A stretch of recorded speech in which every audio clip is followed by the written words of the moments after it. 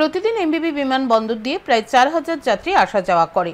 যাত্রীদের সঙ্গে দুর্ব্যবহার না করার জন্য ট্যাক্সি ও অটো চালকদের প্রতি আহ্বান পরিবহন মন্ত্রী সুশান্ত চৌধুরীর।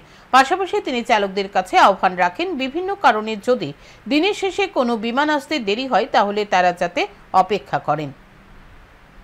মহারাজা বীর বিক্রম বিমানবন্দরে মহালয়ার দিনে উদ্বোধন হয় প্রিপেড ট্যাক্সি ও অটো রিক্সা কাউন্টারের।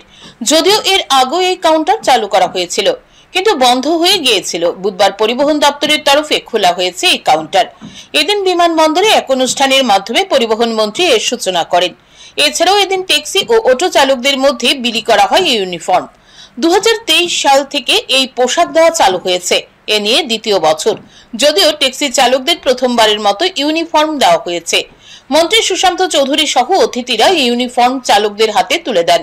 অনুষ্ঠানে উপস্থিত ছিলেন এয়ারপোর্ট অথরিটির অধিকর্তা কেসি মিনা, পরিবহন দপ্তরের সচিব, অধিকর্তা, পুলিশের অতিরিক্ত ডিজিপি, পশ্চিম জেলার পুলিশ সুপার সহ অন্যান্যরা।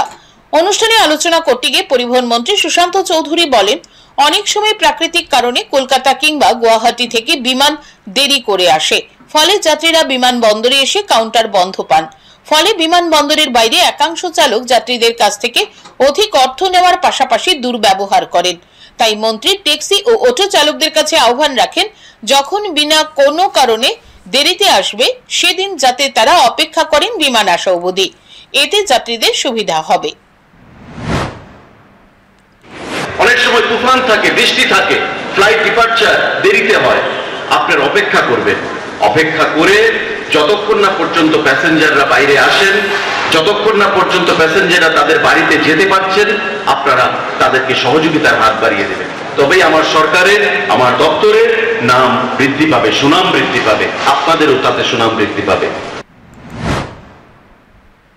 পরিবহন মন্ত্রী এদিন আরো জানান, আগামীতে পরিকল্পনা রয়েছে ওলা উবেরের। তিনি এতে ট্যাক্সি কিংবা অটো চালকদের রুটি রোজগার বন্ধ হবে না, প্রথম অগ্রাধিকার এদেরই দেওয়া হবে বলে জানান মন্ত্রী। আপনারা গাড়ি কিনে সেটাকে ওলা উবেরে কনভার্ট করুন। এমন ভাবার কিছু নেই যে বহিরাগতরা এসে আপনাদের ব্যবসা নষ্ট করবে। আমাদের ফার্স্ট প্রায়োরিটি আমরা আপনাদেরকে দেব, যাতে করে আপনাদের রুজি রুটিতে কোনো ধরনের আঘাত না আসে। সেই জিনিসটা আমরা আপনাদেরকে আশ্বস্ত করতে চাইছি বন্ধুরা।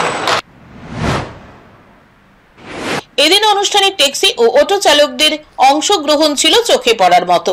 তবে দেখার ট্যাক্সি ও অটো চালকরা সঠিক পরিষেবা আগামী দিনে রাজ্য ও বহিরাজ্যের যাত্রীদের সঠিকভাবে দেয় কিনা। Bureau report, news today.